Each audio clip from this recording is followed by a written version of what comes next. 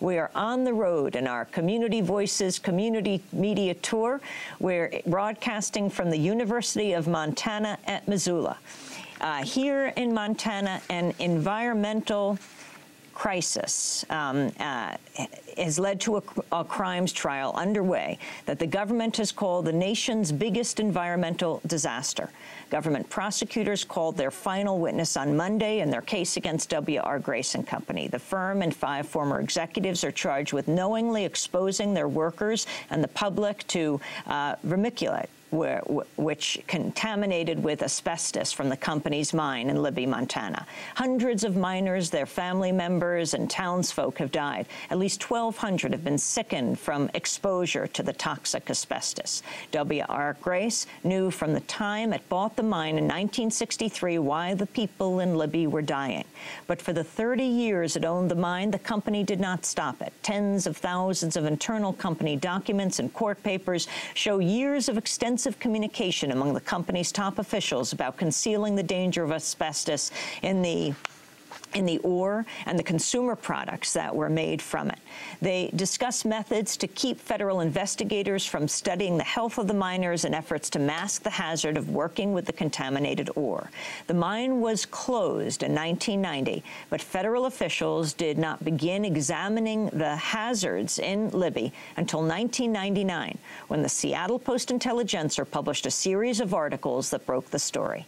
In the first article, journalist Andrew Schneider wrote, quote, "It takes anywhere from 10 to 40 years from the time a person is exposed to dangerous amounts of asbestos for the disease to reveal themselves. So in Libby, the killing goes on." Gayla Benefield has been an activist and advocate for victims of asbestos exposure for many years. She was one of the first residents in Libby to begin to raise awareness about the issue and help the story gain national attention. Both her parents died from exposure to asbestos. She and her husband both have asbestosis. 30 members of her extended family have been affected. She joins us now on the telephone from Libby. We welcome you to Democracy Now! Can you lay out for the listeners and viewers of Democracy Now! Just what the history of your town of Libby is, how this all happened? Well, the vermiculite, as the product is called, it's an insulating product, was discovered in the early 1900s in Libby. And actually it was marketed, produced, everything else right here from Libby under the trade name Zonalite. And the mine in 1962 was purchased by W.R. Grace, and it was one of the 2 industries that we had in Libby, the other industry being logging, and which comprised the majority of the workforce. This was a small mine that possibly employed 400 people at the maximum. But the mine continued to mine the ore and to ship the ore. 80% of the world's vermiculite came from Libby, Montana. And my father went to work there in 1954. But by 1968, he was becoming very ill, short of breath. He was diagnosed with heart disease, arthritis, just like a lot of his coworkers were. But by 1971, he was finally diagnosed with asbestosis of the lungs and given 18 months to live. At that time, he was 61 years old. And he died in 1974 from asbestosis. And the company didn't really seem to be concerned about it. The men who worked there didn't seem to be concerned about it. But I was very angry because of his age. He was young, comparatively, at the time when he died. And so I started investigating and simply watching the friends of the fathers and the mothers of friends who had worked at the mine, because we were more or less a close-knit group. And over time, I would find that more and more of these men had become ill and were on oxygen. And the explanation being, well, you smoked at one time. I mean, the diagnosis was never given in Libby to a miner. And by 1985, it became very apparent that what was going on up at the mountain. And I constantly went from our governor all the way back down to our city council, back up to the governor, saying, you know, the men that are working up there are dying. It was very obvious to me. And at that point, I was a meter reader for the power company, so I was literally in everyone's backyards. In these backyards, I would find these men sitting on their porches with oxygen tanks. And they were men who had worked with my father, and it was a matter of connecting the dots. But I was terribly alarmed.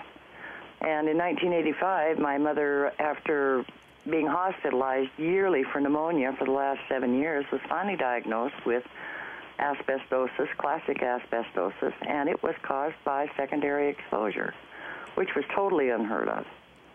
And I think from that point on, I really became vigilant. I became very outspoken towards the company. And also at that point, there was a decision in the state Supreme Court called the Gidley Priest decision that allowed people to go back and sue W.R. Grace for the loss of a loved one, or the men could go back and actually sue for benefits. Because of the workman's comp rules and the latency period of the disease, if they weren't diagnosed within 3 years of working at the mine, they simply weren't eligible for workman's comp.